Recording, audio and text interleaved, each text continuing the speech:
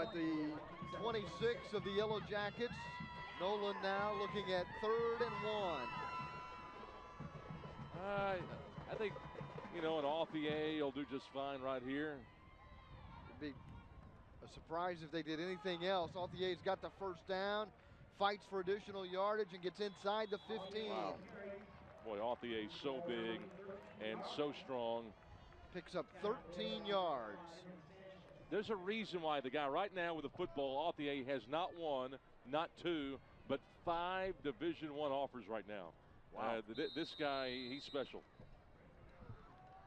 A great football player. Remind you of Zach Line at all? Yeah, he does a little bit. He really does. A former SMU running back. Leading rusher for the Mustangs. Here's Braden flanked out to the left side. Here's a quick pass. It won't be for much yardage. The tight end, Boudreaux, makes the catch. I like a tight end who's not afraid to go up with it with one hand.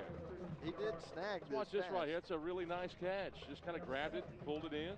Got pushed out of bounds by Lee Martinez at the 13-yard line. 2nd down and 10. Jeremy LeGroux is the flanker out wide to the left, Braden to the right side. Authier takes the handoff, runs up the middle, and he plows his way down near the 5-yard line. Well, Nolan is just wearing out that St. Anthony defensive front. Anything they want to do, they are doing it. This is an old-fashioned power play. They've run this play a number of times. Be interesting to see some stats on this particular play.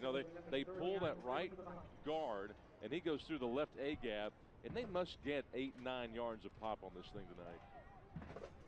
This is just power football, isn't it? Oh, it is. I mean, that's what they do, and that's what they wanted to do coming in, and they're really, really good at it.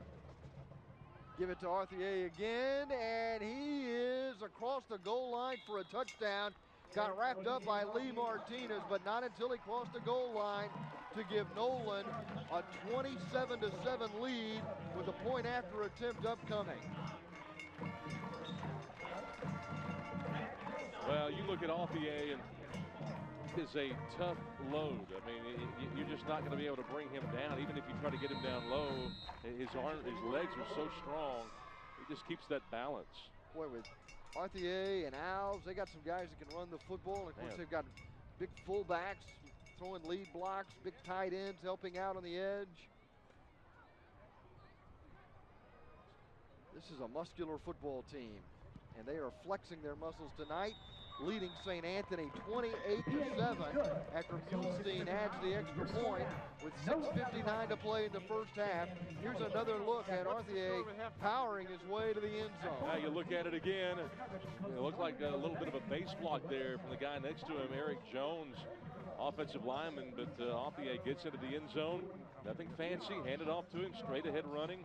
They don't need to run east and west. They run the north and south, and they do a really good job of it. That's about as strong an offensive line as we've seen this year. Yeah, I love watching these guys. They come out, they're not only strong, they're well coached. And Pete, any good offensive line coach will tell you that you have to have good timing to be effective. And this offensive line for this Nolan Catholic team is quite versed at knowing how to string plays together, and they've got good timing as a unit. Yeah, there's a lot of choreography going on up there, and a 6-play, 36-yard drive took only 2:21 with Authier scoring on a 9-yard run. 28-7 the lead for Nolan.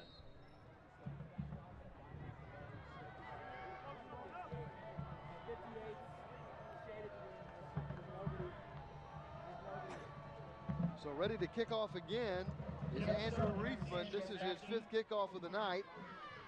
He's had 3 touchbacks and 1 return, and this one will be returned by Kevin Stone. Stone gets across the 35-yard line before he's tackled from behind along the boundary in front of the Nolan bench. We talked about Authier, 6'3", 225 pounds. Not only can he run, Pete, but he runs a 4.6 40. And for a guy that size, that is incredible, as we see the coaching staff already talking to him. Ball be spotted at the 37, first down and 10 for the Yellow St. Anthony's out of San Antonio begins this drive at the 37-yard line. They've had pretty good field position now in their last couple of possessions. They were not able to capitalize on their prior possession.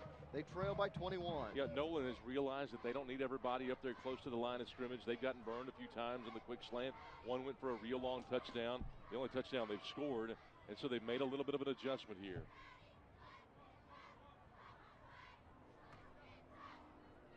On 1st and 10, Mayer takes the snap with 2 seconds on the play clock, hands it off to Henry Sanchez, who runs up the middle and carries it to the 43-yard line before he's brought down by Miles Murray. You know, that's interesting. I don't believe that Nolan lined up with a cornerback on the right side there. It was hard to tell, but it was a good play. They run it to the weak side, and that's been the best running play of the night so far for St. Anthony. A gain of 6 sets up 2nd down and 4 for the Yellow Jackets at their own 43-yard line. Mayer goes under center, I formation, 2 receivers to the right. 5 seconds on the play clock. Just about midway through the 2nd quarter, handing the ball off to Sanchez, but knifing into the backfield is Murray, and Sanchez is stopped for a loss. Yeah, and Murray is so good there. All-district, 3-year starter in this system, and he gets great leverage. You look at that, he has great form tackle. Loss on the play back to the 41-yard line. So that pushes the Yellow Jackets back to the 41-yard line. Now it'll be 3rd down and 7. Take a look at the senior Murray, having a great game here in the first half, along with the rest of his Viking teammates. Yeah, remember, all-district, all-state player. He and his linebacking mate, too, Murnane, doing a good job at that linebacker spot. 2 receivers right out of the I formation. Mayer back to pass, feeling pressure. Oh, my goodness. Throws it away, but did he get it beyond the line of scrimmage? He did, and the flag came out. Yep, that's grounding. You know, and I'm a little. Well, they're gonna wipe it off. They're gonna say there was somebody in the area. I guess so, but you know they've got to make that adjustment at halftime. You can't just keep giving up ground like that. It's hard to throw running backwards. At this point right now, he's got to step up in the pocket because he's got protection there on the edge. He's got to be able to step up in the pocket and make a throw downfield. He's out of the tackle box, so he's okay there, but he's still got to get the ball beyond the line of scrimmage. He got the benefit of the doubt on that call as they picked up the flag and waved it off. 5:07 to play in the 2nd quarter, and St. Anthony again will waste good field position. They're forced to punt. Remember last time Stone dropped the snap and ended up getting tackled.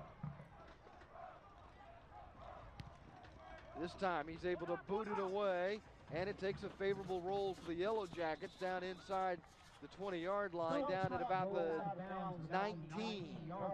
That's a good kick, close to 40 yards. But better than that, Pete, is that it was a directional kick. Got the yardage, and he kept the return away.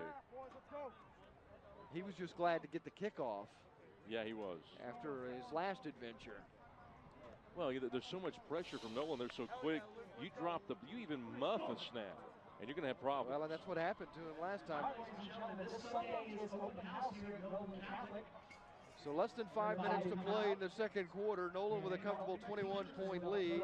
They have it at the 19-yard line. 1st down and 10. You know, and we looked at the district standings early, Pete, and, you know, coming into the season, this Nolan team was predicted to finish 1st in the district.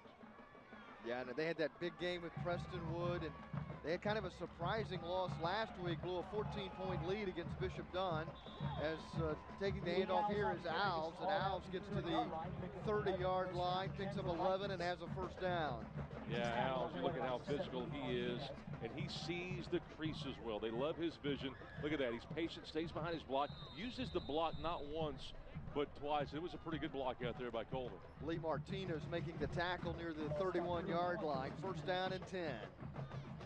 Clock rolling. We're nearing 4.5 minutes to play here in the 2nd quarter.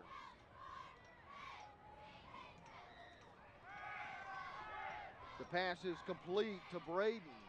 And Braden is tackled at the 40-yard line, a yard shy of a 1st down.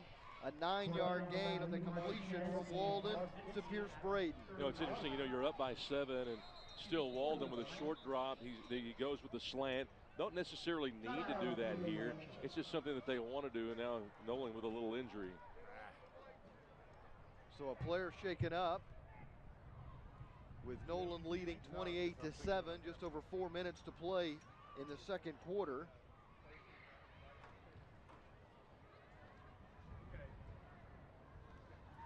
Nolan has been practically unstoppable when they've had the football.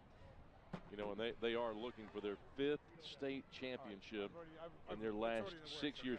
This may be the most experienced this Nolan team has been in a while. I know they won a lot of state titles, 6 and 10 years, but they may be the most experienced. And you see St. Anthony and their coaching staff here. Looking at that play card, trying to find something that'll work. Remember, high school football games on Time Warner Cable Sports Channel are available through Time Warner Cable Local On Demand. Check your Time Warner Cable Local On Demand listings for this and other great games from around the state of Texas. And let me encourage you to go to our website at twcsportschannel.com, where you can find out information about this and other great games, as well as other programming here on Time Warner Cable Sports Channel. That's twcsportschannel.com. Pete Stein along with Scott Garner, Mike Stern, our sideline reporter. Glad you could be with us. We've entered maybe the best time of the year for high school football fans. The playoffs has begun both in TAPS and in the UIL. We are here in Fort Worth watching the Nolan Vikings, who are one of the teams expected to make it to Corsicana and play for the state championship, though the road won't be easy for the Vikings. They're off to a good start, though, leading St. Anthony out of San Antonio 28-7. You know, when you think of football, particularly high school football, played in the playoffs, you do think of cooler fall type weather. Football is a hot weather sport. So many people think it's a cold weather sport. It's a warm weather sport for most of the year, and then you finally get into November, and when the postseason begins, that first cold front comes in.